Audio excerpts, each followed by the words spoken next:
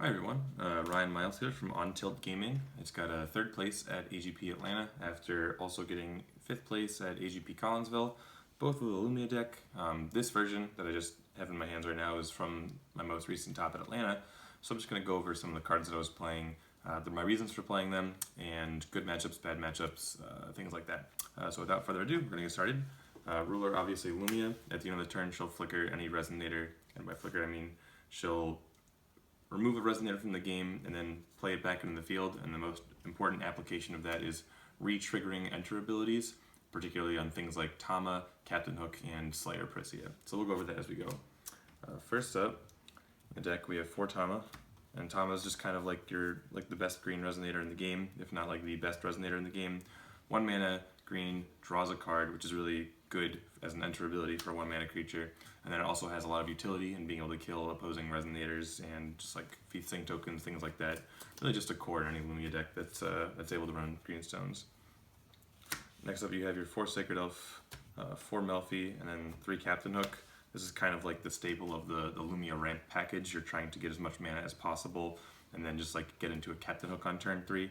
Because the sooner you're able to play Captain Hook, not only can you put yourself at a considerable advantage, but you're also able to start removing him from the game and having him re-enter the field with Lumia's ability, and that can let you put your opponent 2, 4, 6 stones behind and just completely lock them out of the game because they have no resources to manage.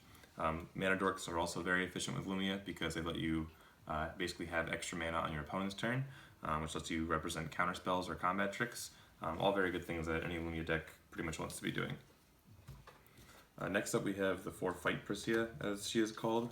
When she enters the field, she deals her damage and to target resonator, and that resonator deals their damage back to her. They basically deal their damage to each other. She also has a flip side for 2 blue and 1, which allows you to, if she were to die, you would gain control of an opponent's resonator, which can be pretty good in the mirror, just to like actually stop them from having a Captain Hook basically. You have to be a little bit careful with it though, because anytime that you would flicker with Lumia, the resonator returns to its controller's field, so you don't want to like steal their hook, then use Lumia's ability on it, and then end up giving it back to them. But just having the option to flip is very nice. You don't really use it too much because you're very focused on using her enter ability, because you do run things like Rapid Growth and Charlotte's Water Transformation Magic. These cards allow Pricia to be able to fight almost any resonator in the game. Bear Magic will let her beat up Wybers because she's a 4/5, so she'll deal 400 damage to the bear. The bear's a 4/4, the bear will deal 400 damage back. She's a 4/5, so she just kills it. This lets you kill actually anything. And because she does it when she enters, you get it the turn she comes out, and then you get to attack with it. They can't really block because they have to be afraid of things like Bear Magic and Rapid Growth. And then when they don't block, you flicker her at the end of the turn, and then you just kill whatever you were trying to kill anyway. So she really like turns the game into Hearthstone almost, where you're just like fighting for board control, and you're just able to kill the resonators at will with your resonators. It's kind of like a fun mini game that you're playing, while also like just trying to get Captain Hooks out as soon as possible. So on top of the Rapid Growths and the Bear Magics, another combo piece I had with the Bear Magic was 3 Artemis Bow. This is just like if I'm not finding the Fight Pricia, or if I'm just trying to like play Mana Dorks instead, this will let me efficiently deal with threatening resonators. I thought that the Feast Sync deck with the Glybers was going to be a very popular deck at the event. So I thought that Artemis Bow combined, like I wanted to play 3 Bear Magic because I was playing Fight Pricia as like my main like anti-creature strategy. But Artemis Bow just felt like it would be like a bit more consistent. It would give me more options to do it. If I wanted to be untapping a Mana Dork for more mana instead of untapping Fight Pricia, I could have, still have ways to kill Glybers and things like that. And in addition, Artemis Bow is really good in like the control matchups where they're playing stealth resonators. You can just like hold it in your hand against those decks because you don't need to play it early because there's no resonators you need to deal with. So as soon as they try and set like a Prison in the Lunar Lake, which is one of like your most feared cards, you can just activate an Artemis Bow, get 2 counters, tap it, remove those counters, and then kill the Prison so that you're able to play your Captain Hook.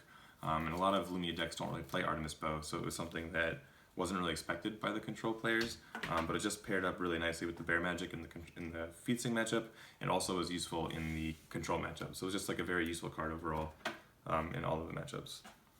Next up we have like our counterspell package basically. I ended up going with 3 Wall of Wind and 2 Seal of Wind Inlay, and this was primarily based on the fact that I did expect to see a lot of the Glyber decks. Seal of Wind and Light is not very useful against them because pretty much every card that they're playing only costs 1 or 0 mana. And if you're sealing something that only costs 1 mana, you're throwing away tempo basically. You're paying more mana to beat their card. Like you're 1-for-1ing, so you're using 1 card to stop their 1 card, but you're paying more mana for it, so they're coming out ahead in the resource war. Which is why I felt Wall of Wind was just a little bit better overall. Because I have access to more mana, because I am playing the Sacred Elves and the Melfis, I get to do more things if I'm like going for that tempo war. So they feel pressured to tap out. My cats are going crazy, I'm sorry. So they feel more pressured to tap out, just to be able to keep up with the things that I'm doing, which makes Wall of Wind really powerful. And again, just like, especially with the fight Pricia, like it really puts the pressure on very quickly, and I'm leaving up mana just for things like Charlotte's Water Transformation Magic and Rapid Growth, and then Wall of Wind will always get you. So it's very hard to play around when I'm just like doing so much more than you, just based on like what the deck does. So because it was a creature meta, I thought that Wall of Wind was a little bit better than Seal of Wind and Light.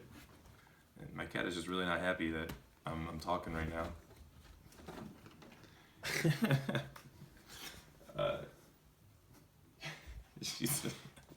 I've never seen her like this before, it's really funny. Next up we have 4 Kaguya's Moonbeam Butterfly. So a lot of people play Faria Summon in their deck, and I ended up choosing not to, because I just wanted to have a more proactive approach to my early game. The deck, because I'm playing 3 Bear Magic and 2 Rapid Growth, like that's a lot of combat tricks, so your deck revolves heavily around getting out a fight Pricia, and if she ever dies, like you need to get another one. And sometimes it can just be like a little bit too slow to like save mana, Faria Summon, and then like play the fight Pricia, because you want fight Pricia like on turn 2, on turn 3 as soon as possible. So Kaguya's Moonbeam Butterfly was the most efficient at doing that, and it's also good for getting Captain Hook, with 6 mana, that kind of thing. And it also searches out your one-ofs. So my one-ofs here, one is Pricia, Pursuit of Exploding Flame. This was my out to Abdul and Tsukiyomi because she's a 7/4 with target attack and first strike. You can bring her out and then just like attack Tsukiyomi, attack Abdul. She beats up both of them. Also helps you just kind of like turn on the aggression when you're looking for that last little bit of damage. You can just search out a 700 swiftness guy, and if they ever want to kill it, they take 500. There's a cool trick you can do where if you attack with her, you can deal your damage, your 700 damage, and then you can Artemis Bow herself, so that you can deal the extra 5 if you're ever looking for that last bit of lethal. Next up for a one-of, we have Bedivere. Bedivere I just felt was like really good against Feetsing yet again. That was the deck I was expecting to play the most, so my main deck is very heavily ready for that matchup. And Bedivere just just deals with 12/12s, and they have to answer him, because if they don't, I can just attack with him, and then at the end of the turn, return to the field, I'm killing more Gwybers. And if they're trying to block with their 12/12s, I have Bear Magic, I have Artemis Bow, I'm able to still like deal with their Gwybers and actually make them more vulnerable by blocking, and then I can just keep flickering and doing degenerate things. And he also has target attack, which is really cool and important because he's a 700/700 creature. So if I ever do just like play him as a 3-mana guy just to like get him developed, he can target attack Abdul and Tsukiyomi just like Pricia. So another alternate like out to those cards there. And last but not least, we have 1 Barrier Shadows and 1 Glorious. You're not really searching Glorious with like Kaguya's Moving Butterfly, but you are searching Barrier Shadows obviously. And I felt like Glorious and Barrier Shadows is really like all you need to beat ruler decks. Like you try and hit them with the Barrier Shadows so that they can't tap or banish their Regalia to give their ruler imperishable. So it kind of functions like a Death Scythe, because when they drop their ruler, they're just kind of trying to hit you in the face. So in response, you're trying to bring out a Captain Hook, just put them to 0 stones. And they usually don't care. They're like, well, I'm out of stones now. I've got 1 game plan left, and it's hit you with my ruler. So 0 decks, Valentina 2.0, aggro, Lumia, that kind of stuff. That's like their game plan, right? That's what they're doing. That's what you're doing in response. So once you stick the Barrier of Shadows, if you put them to 0 mana, they're not calling stones, they're attacking you. So they're not going to find time to call the extra stone and get the mana needed to be able to banish to give imperishable. So when they attack you, you just snap in the Glorious, they can't give imperishable, the ruler's dead, and then you win the game. My round 8 was actually against 0 aggro, and I was very fortunate. I opened up Glorious in both games, and it's just like there's not much they can do about it when you get to that point. So that was my main deck. Obviously very teched for Gwyber, and Fight Pricia is also very good against Lumia Mirrors and Fox as well. So just over the stones real quick, it's pretty straightforward. It's just the 4 green blue, obviously, for your Captain Hook and your Bear Magic. Those are actually, I think, your only blue cards. Yeah, but like Captain Hook's double blue, Bear Magic is blue for each activation that you want to do, and you can activate it twice. So 4 of that. And you have 4 green white, and then 1 green red, just so you can flip Lumia if you need to, and for playing the red Pricia, and then 1 additional green white stone. So it's basically 5 green white. This could have been a shock rock. I'm sorry, not a shock rock. One of the shit bricks, the stones that like get counters, and then you can like remove counters to tap for colors. I just forgot they existed, so I played a pain land instead for no reason. But it's full art and pretty, so I wasn't mad about doing it. So in my sideboard, I have a lot more options for my bad matchups, particularly control. So first up, when I play against control decks, they're usually trying to like prison my Captain Hooks, remove my Mana Dorks.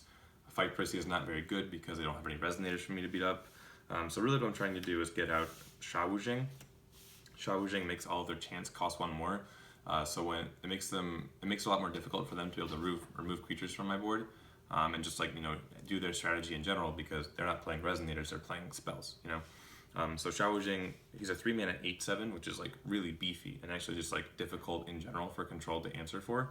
And when there's chance also cost more, the first Sha Wujing come down, it's an 8/7, it starts hitting them. Like it's a lot of pressure. But when you start like playing multiple Sha Wujings, they can run out of options very quickly. And when you're able to put a Wind Secluder Refuge up just to protect your Sha Wujing, so it's even harder to remove, control doesn't have a lot of options.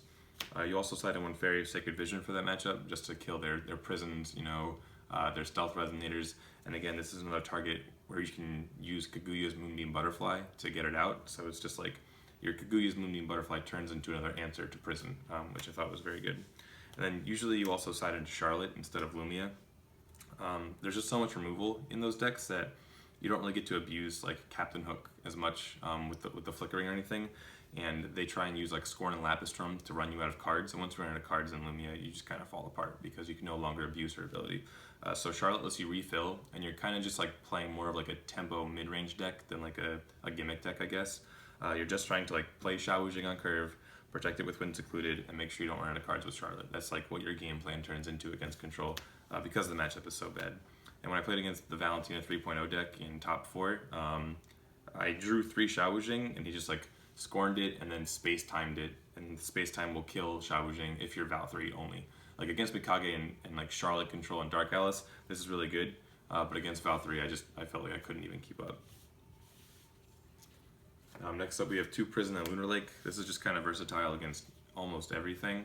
It's not particularly good against Feasting, which is why I didn't end up going in the main board, but against Lumia Mirrors, against stealth decks, things like that, there's just a lot of enter abilities running around, so I did put 2 of those in my sideboard. And then we have like a little bit more hate for Feasting.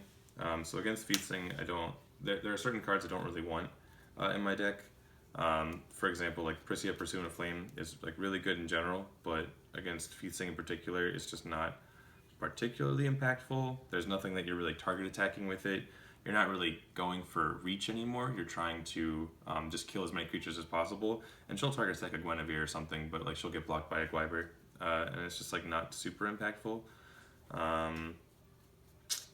Usually I would also side out some number of Seal and Wind and Light, because again, Seal of Wind and Light isn't super effective when all their cards cost less mana and stuff like that. And that's when the 3 Gale Force come in. I didn't want to main deck it because I think it's only really good against Feasting, and I already had a lot of hate for Feasting in the main anyway. But when I did encounter it, I did want to like take out some of the other matchup cards and then just go all in on beating Feasting.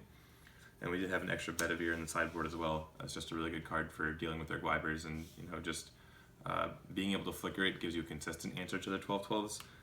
So this was what I would sideboard in against Feasting, just to like make sure that I was winning that matchup every single time. And then last but not least, we have 1 Shackles of Ice for people who want to play, Mikage or Dark Alice or Machina, just things that really focus on rulers. And I felt like 1 was enough because you do play 4 Kaguya's Moonbeam Butterfly, and you can search it out.